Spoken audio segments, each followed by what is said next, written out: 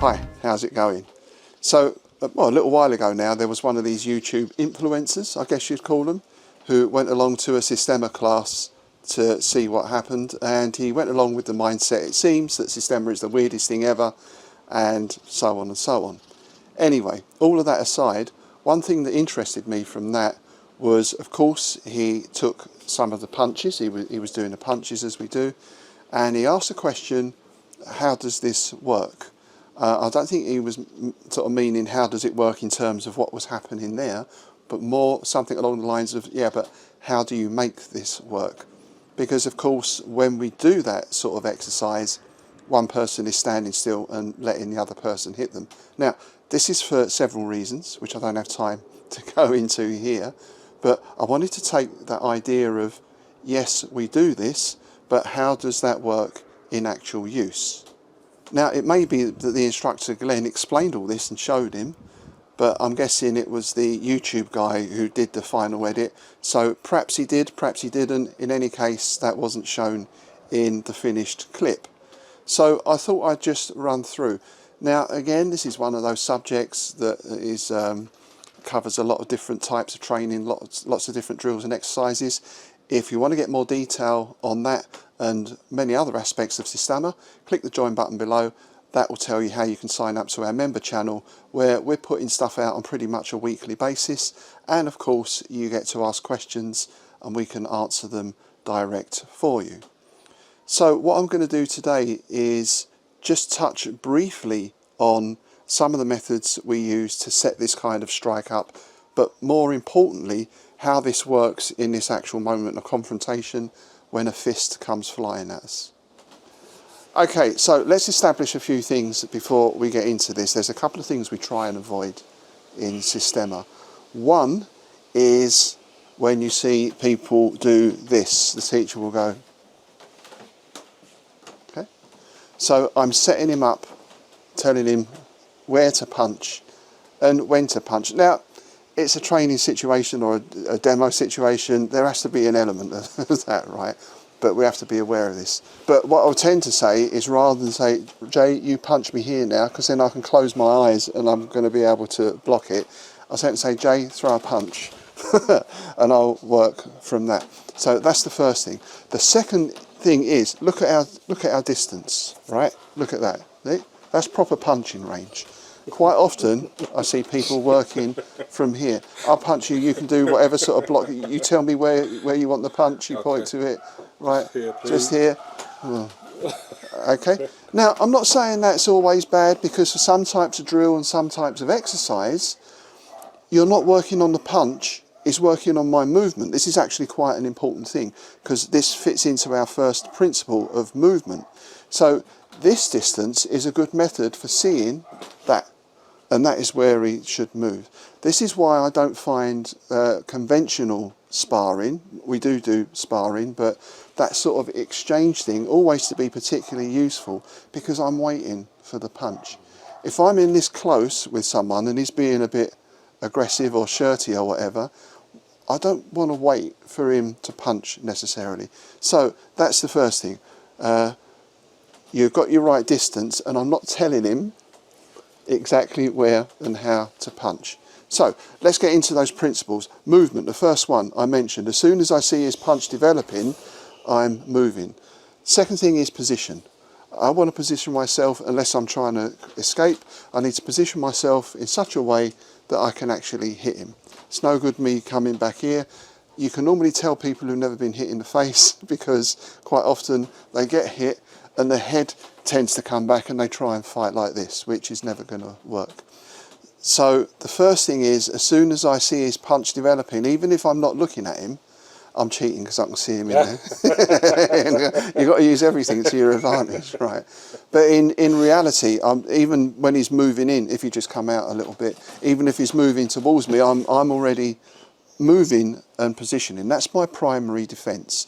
Of course, I can get into the idea of shielding myself. We have the principle of the shield and the sword, but I'm not trying to block him. The only way I can block someone, unless I'm super fast, is to say to him, he can punch as fast as he likes. I know exactly where it's going to be, right? and I don't have to worry about moving the real life. I'm moving that target out the way. And you see how I've positioned myself, you see where my hand is now. This is where I can deliver the strike. So we've got movement, we've got timing, we've got position, and then I need to be able to develop the power to hit him from there. Now I could fill an hour on each of these things, right? But as I said, this is a quick guide to how this works. A couple of little points though. Movement is generally the footwork. And you know, as with most arts, I want to be looking to off-centre him, moving to the 45, all this kind of stuff, keeping my centre line off of his centre line, but he is still in my fighting arc, so to speak. All that stuff is as normal. However, movement also means mobility in my body. And if we take an example here, if he's I'm going to tell him where to punch because I want to show you something specific. So if he's punching here, yeah, okay. See, I can avoid by moving the shoulder. I've not actually stepped. I've moved the shoulder. I've got the head out of the way, and look where my hand is now. So mobility means the feet, but it also means different parts of the body as well, because I might not have room or time, space to step. So I've also got to be very mobile in the body. Then I can still use the movement to protect myself, but I also use that movement to bring my fist up into position. So this is another way of working placement. We're getting away from this idea of, yeah, you know, it's nice to have your hands up, probably, but that might not always be the case. But it's not necessarily for me to stand like this, because that might not be the thing to do. It might be some situations I'm going to do that. But this is not my primary defence. If my movement is a little bit off in terms of timing and everything else, then yes, I've got something here just to deflect. There's my shield. The sword is in place. So I've got my movement, I've got my timing, I've got my position. Now we want to look at power. Sorry, just bumping the microphone. It's all new equipment, you know. So people are going to say, yeah, but you can't generate any power from there. Seems I can. And again, there's a whole range of exercises, the press-ups, the sledgehammers, the pushing. But the key to it, and it's something I'm surprising people, the key to power is relaxation. Because with relaxation, I've got movement. And it's that movement and acceleration and heaviness that develops the power. If I work with tension, look how much movement I've got. See, everything's being held here. Now, if I work with relaxation in the sense of it just being very light, yeah, I've got lots of movement, but there's no bite at the end of it. If I combine that relaxation and the movement it brings with a bit of heaviness in the hand and applying my power, then we start to get results. So you add all those things in together, whatever punch is throwing, I move and I'm there. There's my short range hit. So the method to bring the hands up into play, if you like, is not to bring my hands up like this and then he throws a punch and look, see, then I punch from here, right? But look at this distance I've got to cover. Now, Jay is a modest man, but I think we can say that he's had some experience in and out of the ring of fisticuffs, shall we put it like that. So a man of Jay's capabilities is not going to let he's already lining me up with that one, okay? That's how people operate. Even the most unskilled sort of idiot can start swinging, right? Let alone a man who's skilled. In fact, he might even be setting me up with that punch for something else, you know? So it's not a case of waiting for that punch and now, boom, and we go back and forth like this. It's a case of as soon as I see that developing, I've already hit. I've got one hit there. This hand's already in. There's another one. There's another one. But I'm working in this very short space, this very small space.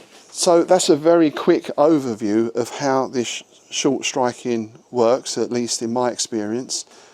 I see what the person is doing, I move accordingly, but I move at the right time. I'm not waiting for that punch to come out. As soon as I see it start developing, even if a punch doesn't develop, even if he's aggressive and coming in, I'm still probably going to move and have my hands ready in some way. If I've got that mobility throughout the whole body and I position myself right, my hands are in place. I don't have to think. You know, I don't have to think about where I'm going to hit, because we've done that much training for this type of work that my hands know where to go. They know to hit the liver, they know to come under the chin, they know to hit into the jaw, all that stuff. So it becomes very automatic and quick response. And as I say, the difficulty is when you put this into sparring, the sort of sparring we do, we normally want to lengthen it because we want to get a nice flow going. That's more about getting in flow state. If we're doing sort of specific sparring on situational work, or in a real situation, we put a time limit on, because in real life I want this to be as short as possible and out of there. I don't want this protracted thing going on, especially not with a guy who knows what he's doing. So you combine all those things together. Every punch is now I'm working. See, and again, for training I slow it down because you know, you don't want to hit people too much, just a little bit. But see, hit here, the knees coming in there, the elbows in there. So once you start on that momentum, if you've got that flow and freedom of movement, you're really just sort of overwhelming the person. Thank you, sir. Thank you. So I hope that answers some question about how this particular method works. As I said, this is just one way that we use strikes. There's loads of other things we can do as well. I sometimes think people on YouTube, you know, they see one thing, that whatever style it is, whatever they do, they see a 10-second clip on social media and think, right, that's what those guys do all the time. I mean, having said that, I even had it once when I was teaching in Cambridge. A guy came along to sit and watch a class, which is not something I normally encourage. You know, you need to join in. Right, it's much better to join in. And he sat and watched the whole class, and I think we were probably doing some striking work or something, and at the end he came over just before he left and he said, oh, so you don't do any groundwork then? And off he went. Well, yes we do, but just not at that particular time, because with an hour and a half or 2 hours, guess what, I can't cover every single thing, every single aspect of training. Of course, as we know, the way that Systema works is not through this learning techniques for this or that, but learning to apply the principles in all those situations. Anyway, that's another subject. If you do have any sensible comments or questions or suggestions, please pop them down below. Remember to click that join button to find out about the member channel, and I'll see you next time.